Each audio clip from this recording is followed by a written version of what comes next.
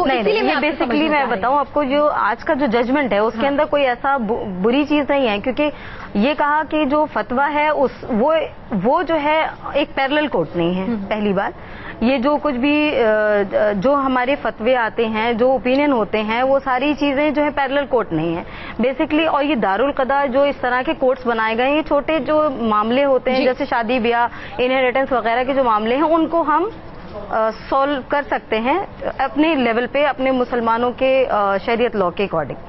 لیکن اگر اس میں دونوں پارٹیز انٹرسٹڈ ہیں اور آنا چاہتی ہیں تو وہ اپنے فیصلے اس دارالقضاء سے کر سکتی ہیں. اگر اس میں ایک بھی پارٹی نہیں چاہتی ہے کہ ہمارا نہ ہو تو وہ سول کورٹ میں آ سکتی ہیں. پر اس کا مطلب یہ نہیں ہے کہ یہ کوئی پیرلل کورٹ ہے، لیکن یہ ہے کہ مسلمان اپنے چھوٹے موٹے فیصلے دارالقضاء سے کروا سکتے ہیں. دقت یہ ہوگی جب ہم نے شعبانوں کا کیس دیکھا اور جب ایک لمبی لڑائی کے بعد انہوں نے جس طرح سے ایک پوری یونٹ، جس طرح سے سب لوگ اکٹھے ہو کے ان کے خلاف اکٹھے ہو کر کھڑے ہو گئے، تو اس کے بعد کیا ایک مسلم مہیلا دوبارہ عدالت کا دروازہ کھٹکھٹانے کی ہمت چکا سکتی ہے؟ شیبا جی بہت مجھے سمجھ میں نہیں آ رہا ہے میں کیا کہوں اب، کیونکہ ایک تو ابھی یہاں یہ کہا گیا کہ شریعت جو ہے وہ اٹل ہوتی ہے، وہ ایک ہوتی ہے، اس کو ماننا جو بائنڈنگ ہے. لیکن شریعت تو 75 طرح کی شریعت مسلمان مولاناؤں نے بنا رکھی ہیں، اور وہ ساری شریعتوں جو جس فرقے کا مولانا ہے وہ اس شریعت کو ٹھیک بتاتا ہے، دوسرے کی شریعت کو غلط بتاتا ہے. ٹھیک ہے، حد یہ ہے کہ ایک دوسرے کے ہاں ان لوگوں کا کسی بھی طرح کا آدان پردان، مسجدوں میں قدم نہیں رکھتے ہیں، یہ حالت ہے. دوسری بات یہ ہے کہ ہندوستانی سیکولر کورٹ جو ہیں وہ جتنے فیصلے مسلمان معاملوں میں دے رہے ہیں مسلم پرسنل لاء کے حوالے سے، وہ سارے کے سارے وہ فیصلے ہیں جس میں قرآن کو وہ کوٹ کرتے ہیں اور قرآن کی روح اور قرآن کی اسپرٹ کو انووک کرتے ہیں اور کہتے ہیں کہ یہ قرآن ہے. جی. اور تیسری بات یہ ہے کہ مسلم لائف کا کوئی ایسا پہلو نہیں ہے، پرسنل لائف کا کوئی ایسا پہلو نہیں ہے جس پر فیصلہ دینے کے لیے بھارتیہ سیکولر کورٹ سکشم نہیں ہے. وہ سکشم ہے اور انہی کے پاس مینڈیٹ ہے یہ کام کرنے کا. کسی بھی ملک میں ایک پیرلل سسٹم اس طرح کا کوازی لیگل سسٹم یا ایک پیرلل سسٹم جو سسٹم ہی ختم ہونا چاہیے. دیکھیے کھاپ پنچایتیں، یہ عدالتیں، یہ ساری کے ساری آپ جب تک کوڈیفائی نہیں کریں گے، ان کو آپ اسٹینڈرڈائز نہیں کریں گے، تب تک یہ استری ورودھی، کمزوروں کے ورودھی فیصلے، عمرانہ کانڈ ہوتے رہیں گے. اگر آپ کو وہ روکنا ہے تو آپ کو یہ ان کے اوپر چیک اینڈ بیلنس لگانا پڑے گا. کوئی مشورہ لینے اپنے بھائی سے مشورہ لے لے یا مولانا سے مشورہ لے لے، اس سے کسی کو فرق نہیں پڑتا، نہ عدالت کو پڑتا ہے نہ کسی اور کو پڑتا ہے. تو پھر ان کو رکھنے کا اوچتیہ کیا ہے؟ میں ایک منٹ ذاکیہ جی سے پوچھ لیتی ہوں. ذاکیہ جی، یہاں پر شیبا جی کہہ رہی ہیں کہ رائے اگر لینی ہے تو پھر تو کوئی فرق نہیں پڑتا، اپنے گھر کے بڑوں سے لو یا پھر اس طرح سے مولانا سے لو یا پھر اس طرح کی عدالتوں سے لو. عدالت میں فیصلہ ہوتا ہے، عدالت کی رائے آپ کے پاس لیگل آپشن کھلا ہوا ہے. ذاکیہ جی آپ کا رائے جاننا چاہوں گی. پناز شیبا کی بات میں جوڑتے ہوئے ہی کہہ رہی ہوں، سب سے امپورٹنٹ بات یہ ہے کہ ہم یہ تو کہہ دیتے ہیں کہ ہمارا جو ایڈمنسٹریشن ہوگا وہ شریعہ قانون کے مطابق ہوگا، لیکن شریعہ قانون کہاں ہے؟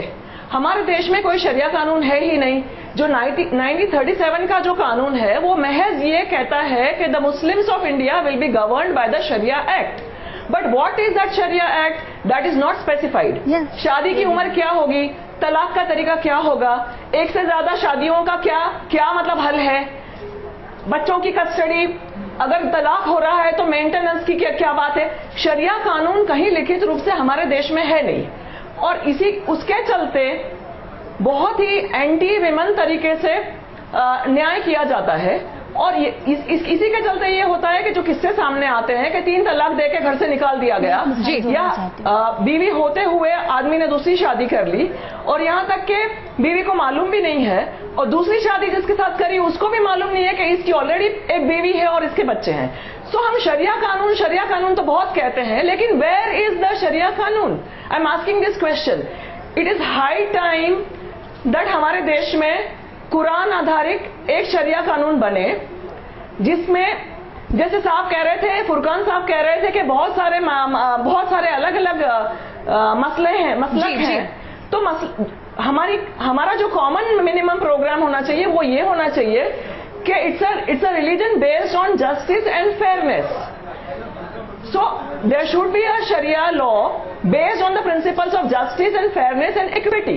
کیا اتنی چھوٹی سی چیز کیا ہم نہیں کر سکتے ہمارے دیش میں، تاکہ عورتوں کی سفرنگ بھی نہ ہو، اور ہمیں جو ایک اسٹیریوٹائپنگ جس کے بارے میں شیبا ذکر کر رہی تھی، جس کے چلتے ہندو رائٹ ونگ بہت بڑا فائدہ اٹھا رہی ہے، यूसीसी की एक पॉलिटिक्स खड़ी कर दी है उन्होंने, जिसके चलते तो ये सारे मसलों का ये हल है कि क्या हम चलिए, आपने यूनिफॉर्म सिविल कोड का जिक्र यहाँ पर, आपने यूसीसी यूनिफॉर्म सिविल कोड का यहाँ पर जिक्र कर दिया है। हम इस बात को, चर्चा को आगे बढ़ाएंगे, क्योंकि कई बार इस तरह के फैसलों को उसी और घुमाकर देखा जाता है। कुर्बान अली साहब से मैं इस पर राय लूंगी, लेकिन उससे पहले मुस्लिम धर्मगुरु कल्बे जब्बाद का कहना है कि अगर शरिया अदालत नहीं हो तो देश की बड़ी अदालतों का काम बढ़ जाएगा। लोग मर जाते हैं, उसके बाद के फैसले नहीं हो पाते। लिहाजा हम तो समझते हैं कि ये तो इंसानी हमदर्दी में ये कोर्ट को इजाजत देना चाहिए कि ये शरई अदालतें हैं, इनके फैसले जो हैं वो माने जाएं और इसमें किसी पर जबरदस्ती ना हो। बस दोनों पार्टियां अगर मानने पर तैयार हों तो उसको कानूनी हैसियत दी जाए। ये हिंदुस्तान के हक में भी है, यहाँ की पब्लिक के हक में भी है, और हम तो समझते हैं कि अदालतों से बोझ भी बहुत बड़ा कम हो जाएगा। चलिए, हमारे साथ इस्लामिक स्कॉलर अल्ताफ पटेल साहब भी इस वक्त चर्चा में शामिल हो गए हैं मुंबई से। अल्ताफ पटेल साहब, यहाँ पर कई बार ये कहा जाता है कि अगर शरिया कानून से अलहदा अगर कोई जा रहा है तो कहीं ना कहीं वो सच्चा मुस्लिम नहीं है। इस तरह की सोच को भी बहुत ज्यादा बढ़ाया जाता है, और जब भी बात यूसीसी की तरफ मुड़ने लगती है तब भी इसी बात का हवाला दिया जाता है। इस पर आप क्या कहेंगे? देखिए, ऐसा है कि जो शरिया कानून की बात होती है और आज का सुप्रीम कोर्ट का जो फैसला भी आ रहा है, इसमें कहीं भी ये नहीं बताया गया कि आप शरीयत के कानून को न माने। जाहिर सी बात है कि सुप्रीम कोर्ट का जो आज का निर्णय आया है उसमें साफ सुथरा ये है कि आप अगर दोनों फरीकैन, दोनों पार्टियां अगर एग्री है तो माने। तो इसमें ये टकराव की मामला कहाँ से आ रहा है, जिस चीज को आज मीडिया ये हवा बना रहा है। लेकिन देखिए, कई बार हमने फतवे ऐसे भी देखे हैं जिसमें एक पार्टी मौजूद होती ही नहीं है। सलमान खान को कह दिया कि भाई आप अपने घर में गणपति पूजा क्यों कर रहे हैं, उसके बाबत एक फतवा जारी कर दिया जाता है। तो ऐसे में जब वो पार्टी ही मौजूद नहीं है तो फतवा क्यों जारी कर दिया गया? पब्लिसिटी के लिए क्या? सही नहीं, ऐसा नहीं होता। इस्लाम के कुछ बड़े बड़े मुद्दे हैं जिसके अंदर बुत परस्ती बिल्कुल हराम है, और अगर वो बुत परस्ती कोई बंदा करता है तो वो अपने आप खारिज हो जाता है। उसके लिए किसी फतवे की जरूरत भी नहीं। अगर कोई बंदा पूछता है कि एक बंदा, और वो किसी नाम से कभी भी कोई फतवा नहीं आता है, हर बार फतवे इसी तरीके से आते हैं कि भैया XYZ या नहीं, लेकिन आप सुनिए ना, बुत परस्ती हराम है, लेकिन सुनिए, बुत परस्ती हराम है, लेकिन सलमान खान तो वहाँ खुद मौजूद नहीं थे, और आप जो हैं ना रहे ना, उससे क्या फर्क पड़ता है? नहीं, पर सुप्रीम कोर्ट तो कह रहा है कि आप जब तक फतवा नहीं जारी कर सकते, जब तक जो पार्टी इसमें शामिल है वो मौजूद ना हो। बिल्कुल सही है। इसके अंदर ये है कि जैसे शादियों के मामलात है, तलाकों के मामलात है, जायदाद के मामलात है, ये सारे मामलात को लेकर अगर कोई कोर्ट में जाता है और दूसरा फरीक नहीं है और अगर वो नहीं मानना चाहता तो ना माने, कोर्ट का रास्ता। तो फिर फतवे का औचित्य क्या है? अगर ये सिर्फ क्या ये सिर्फ मजाक बनकर रह जाएगा? आप कह रहे हैं कि भाई पार्टी मौजूद ना हो तो भी कर दीजिए। मजाक नहीं, बिल्कुल तो फिर बिल्कुल मजाक नहीं है। बहुत बार बोल चुकी, फतवा सिर्फ एक ओपिनियन है, मानिए। अगर आपको लगता है मानिए तो मानिए, नहीं मानना तो मत मानिए। ये प्रेशराइज नहीं करता कोई भी आपको। बिल्कुल सही है। तो फिर जारी करने का मतलब ही क्या है? नहीं करता। मान लीजिए मैं आपके पास आती हूँ, मेरा कोई मसला है और मैं ये कहती हूँ तो नहीं गए थे उनके पास पूछने के लिए कि मैं गणेश जी को अपने घर पे स्थापित करूँ कि नहीं करूँ? एक मिनट, नहीं, मैं पूछना समझना चाह रही हूँ मैं यहाँ पर। फतवा, मैं बार बार बोल रही हूँ, फतवा एक ओपिनियन है। सपोज मैंने किसी से जाके कोई फतवा पूछा और वो मुझको सूट करता है, मुझे लगा कि फतवा मैंने मांगा, ये ओपिनियन मैंने मांगा है, ये मुझे सही मालूम देता है तो मैं लूंगी या मानूंगी या नहीं मानूंगी।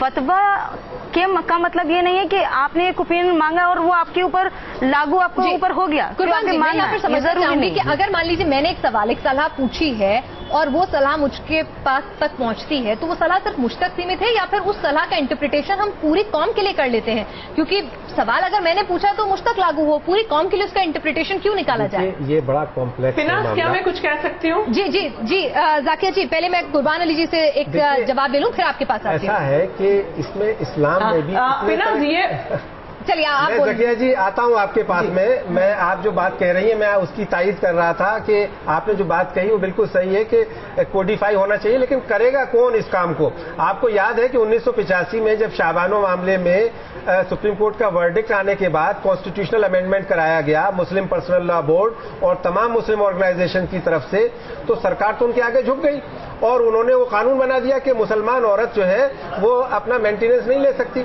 अब इसी तरह का कोई और मामला आएगा, फिर सरकार ये कह देगी कि नहीं साहब इसमें अमेंडमेंट कर देंगे हम, तो फिर हम तो उसकी मर्जी पर रह जाएंगे ना। तो एक तो ये है कि कौन करेगा इसको। दूसरी चीज ये जो अभी बात हो रही थी फिलहाल, जो ये बात है, ये कौन साहब है ये तय करने वाले कि वो सलमान ने क्या किया और वो मुसलमान रहा कि नहीं रहा। फिर तो कोई कहेगा कि साहब जो निजामुद्दीन की दरगाह में जाते हैं या अजमेर शरीफ जाते हैं वो भी काफिर है। मुसलमानों में तो ये भी स्कूल ऑफ थॉट है। और एक स्कूल ऑफ थॉट है सलफी का, वो कहता है कि साहब हमारे अलावा कोई और मुसलमान हो ही नहीं सकता। तो मुसलमान भी 10 तरह के हैं और ये जो साउथ एशियन पैटर्न है मुसलमानों का, इसमें भी 10 तरह के लोग हैं। कोई देवबंदी है, कोई बरेली है, कोई वहाबी है, कोई शाफी है, कोई मालकी है, कोई। यानी कि जिस तरह में खाप पंचायत होती है, अपने फैसले लेती है, लेकिन उनको अदालत में चुनौती दी जा सकती है। कौन देगा?